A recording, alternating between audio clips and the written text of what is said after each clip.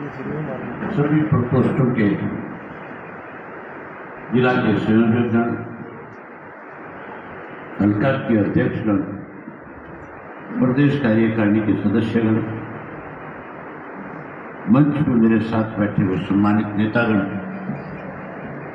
आज के इस कार्यकर्ता के सम्मेलन में आए हुए पार्टी के बहुत ही वरिष्ठ कर्मठ मेहनतकश कार्यकर्ता साथियों, मेरे से पहले जो साथी बोल रहे थे वो लोकसभा के चुनाव में आपसे खुल करके बातचीत कर रहे थे और मेरे आने से पहले आपस में आप लोगों ने भी विचार विमर्श किए थे, मंथन किया था। इस चुनाव के अंदर कौन से ऐसे कारण रहे जिसकी वजह से कार्यकर्ताओं ने जिस किस्म से मेहनत करी थी नतीजे उसके अनुरूप नहीं आए। जहां तक मेरी सोच है, ये जो चुनाव था, ये चुनाव एनडीए और इंडिया के बीच था। ये लड़ाई भारतीय जनता पार्टी को नारे के खिलाफ लड़ी गई, तो ये कहकर के दिया गया था कि हम 400 पार करेंगे। 400 पार का नारा भाजपा ने इसलिए दिया था, भारतीय जनता पार्टी की नीयत और सोच जो दोनों थी उनमें खोट था, बेईमानी थी। वो इस देश का संविधान बदलना चाहते थे और वो इस देश से रिजर्वेशन भी खत्म करना चाहते थे। इंडिया का जो गठबंधन बना था, माजरा साहब ने मेरे से पहले आपके सामने खुल करके बताया था कि इसकी शुरुआत इलाहाबाद से हुई, फतेहाबाद से हुई थी और चौधरी ओम प्रकाश चौटाला जी ने उस वक्त ये बात खुल करके कही थी कि आज देश की जरूरत है कि देश के अंदर एक ऐसा तीसरा मोर्चा बने जिसमें गैर कांग्रेस और गैर भाजपा के लोग हों। चौधरी ओम प्रकाश चौटाला तो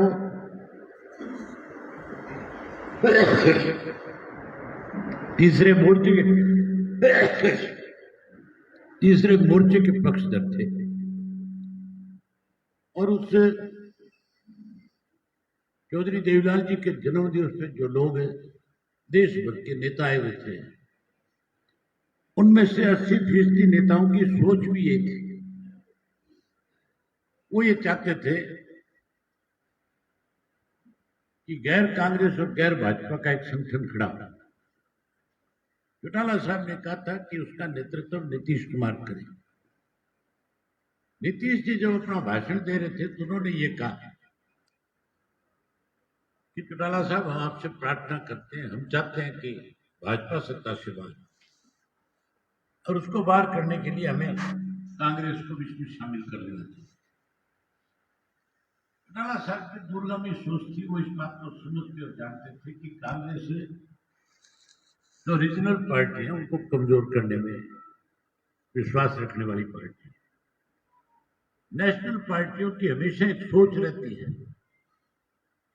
कि किसी भी प्रदेश की क्षेत्रीय पार्टी, रीजनल पार्टी अगर वो ताकतवर होती है तो उससे फिर उन पार्टियों को के अंदर में अपनी मनमर्जी के फैसले नया लेने पर मजबूर करती है।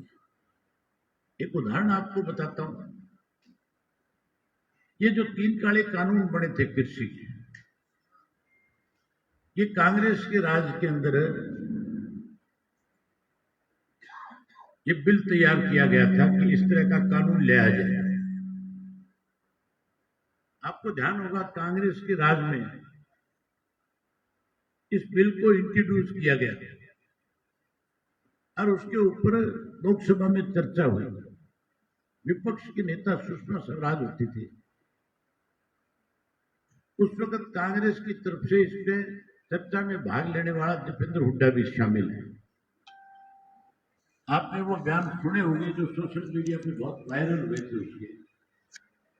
उसने ये कहा था कि पर्टिकुलर एक बार की विदेश की बड़ी कंपनी का नाम लेकर मैकडोनल्ड का उसने जिक्र किया था और कहा था कि मैकडोनल्ड जैसी कंपनियों को अपने देश में लाएंगे और हरियाणा में उसको एक आलू का ऐसा उत्पादन करके देंगे जिस आलू का साइज 2 फुट का होगा। उस वक्त सुषमा स्वराज ने उस पर कटाक्ष करते हुए कहा था कि बेटा 2 फुट का आलू नहीं हुआ करता, लौकी हुआ करती है। और वो बिल इसलिए नहीं पास हो सका कि उस राज्य में रीजनल पार्टियों का बहुत बड़ा दखल था।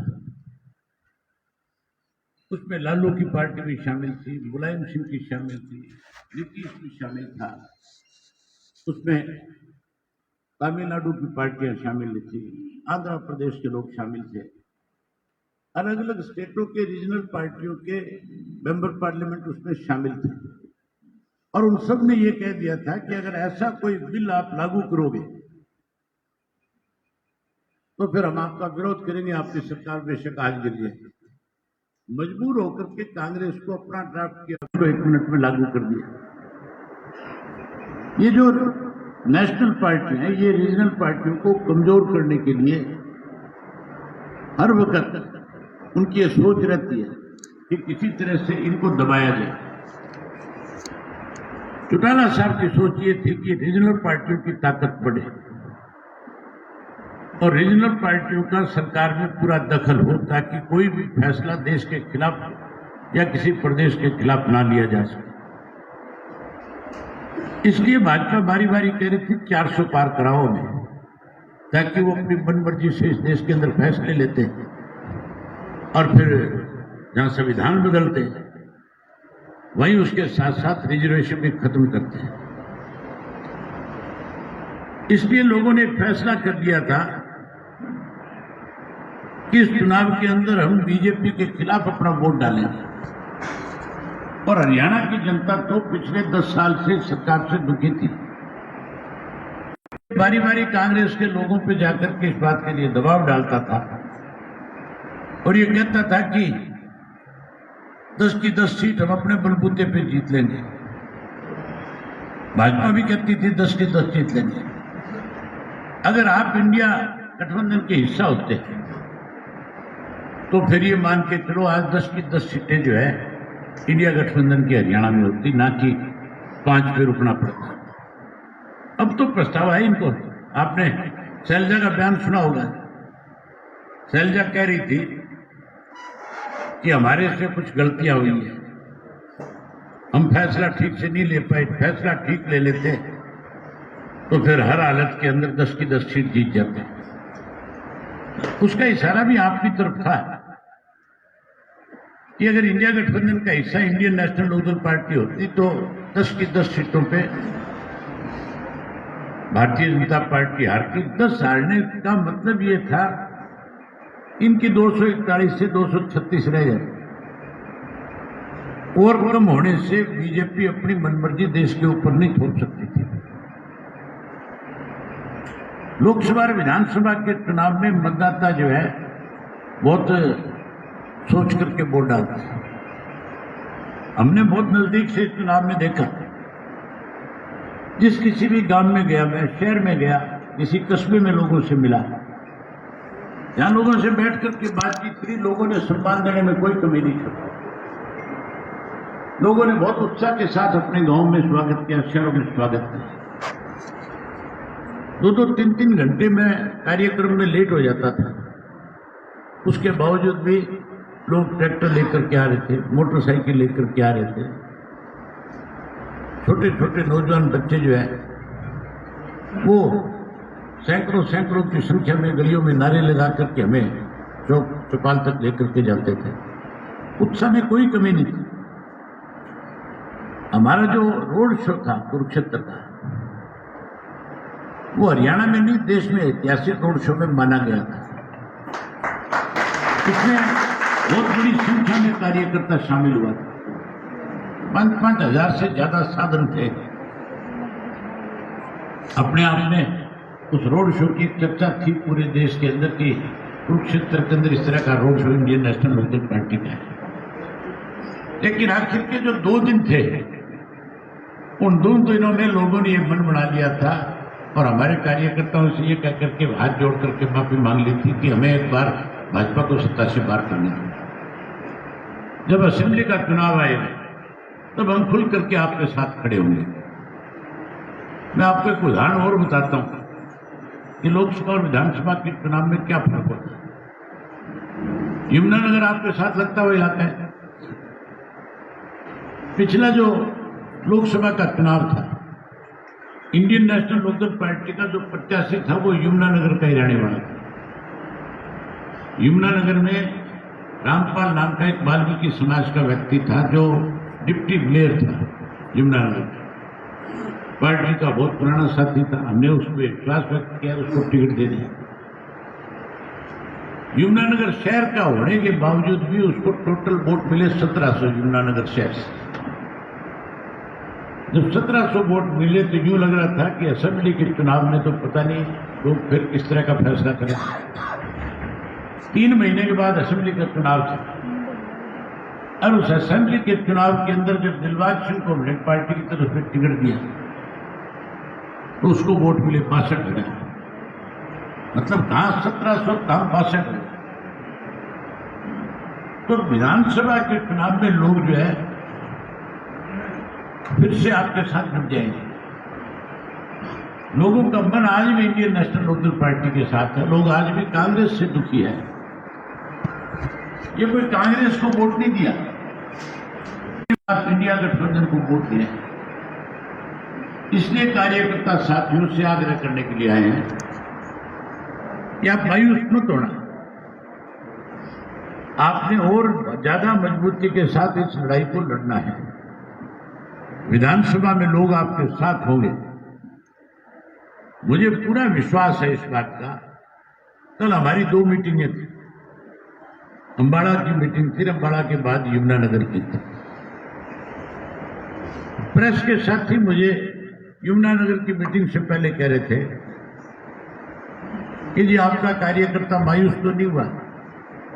मैंने उन प्रेस के लोगों से कहा कि आप मेरे साथ चलें, हमारी मीटिंग है। कोई भी राजनीतिक दल हरियाणा प्रदेश का इस 48 डिग्री सैकड़ों की संख्या में कार्यकर्ताओं की मीटिंग लेकर के दिखा दे, हम मान जाएंगे कि उनके कार्यकर्ता हमारी पार्टी के कार्यकर्ताओं से मजबूत है। लेकिन हमारा कार्यकर्ता जो है, किन भी तरह की परिस्थितियां प्रदेश की रही हो, जिसकी आस्था चौधरी देवलाल की नीतियों में, उसने कभी पीछे मुड़ करके नहीं देखा। उसने हर लड़ाई में बढ़ चढ़ करके भाग दिया और पार्टी को मजबूत किया। कल दोनों जो मीटिंगें थी, जो हॉल जिसमें मीटिंगें रखी गई थी, वहां पैर रखने को भी जगह नहीं थी। इतनी बड़ी संख्या में कार्यकर्ता आए हुए थे। और आज भी पूरी की पूरी करनाल जिले की करीम यहां पे बैठी हुई है। जो जिम्मेवारी समझते वो सारे साथी आज भी अपना सारा काम छोड़ करके इस गर्मी में आए हुए हैं। इस टेम्परेचर में मैंने मुख्यमंत्री के कार्यक्रम के वीडियो भी देखे। कल कोई कुरुक्षेत्र में गया था, किसी होटल में प्रोग्राम कर रहा था, 9 ही आदमी थे, वो से 10वां व्यक्ति नहीं था। ये हुड्डा भी घूम रहा है, इसके भी सिर्फ टिकटार्थी है, कार्यकर्ता नहीं है। अभी जब लोकसभा के बाद अब विधानसभा का जो चुनाव होगा, उस चुनाव में एक चीज और आपके सामने होगी। ये कांग्रेसी मंचों पे लड़ेंगे आपस में। इन हुड्डा एंड पार्टी ने, बाप बेटा ने, दोनों ने एक एक हल्के में 10-10 लोगों को, 12-12, 15-15 लोगों को टिकट दे रखी है। दे रखी है कि नहीं दे रखी है? तो उनके जूत बाजेंगे कि नहीं बाजेंगे? 10-10, 15-15 तीनों ने दे रखी है। फिर कहीं शैलजा ने दे रखी है, कहीं सुरजा ने दे रखी है। तो मान के चलो ये आपस में लड़ेंगे और लोग इनका तमाशा देखेंगे। लोग इनका तमाशा देख करके फैसला करेंगे कि इंडियन नेशनल लोकदल पार्टी में डिसिप्लिन है, वहां विवाद नहीं है। लोग फिर से आपके साथ लगेंगे और आपकी पार्टी को फिर मजबूत करने का काम करेंगे। आप ये मान के चलो, अगला राज बिना आपके नहीं बनेगा, हर हालत में आपके साथ बनेगा। आपकी मर्जी से राज बनेगा तो फिर राज किसी और का नहीं, फिर इंडियन नेशनल लोकदल पार्टी का ही राज बनेगा, फिर किसी और का नहीं बनने देगा। इसलिए आज से ही अपनी जिम्मेवारी को निभाओ और लोगों में जाओ। जैसे लोगों में जाओगे, हर हालत के अंदर लोग आपके साथ मजबूती से खड़े हो जाएंगे। मुझे उम्मीद है कि हमारा कार्यकर्ता अपने जोन के हिसाब से उस ड्यूटी को निभाएगा। हल्के का अध्यक्ष अपने हल्के के हिसाब से काम करेगा। अलग अलग प्रकोष्ठों के जो संयोजक वो भी जो है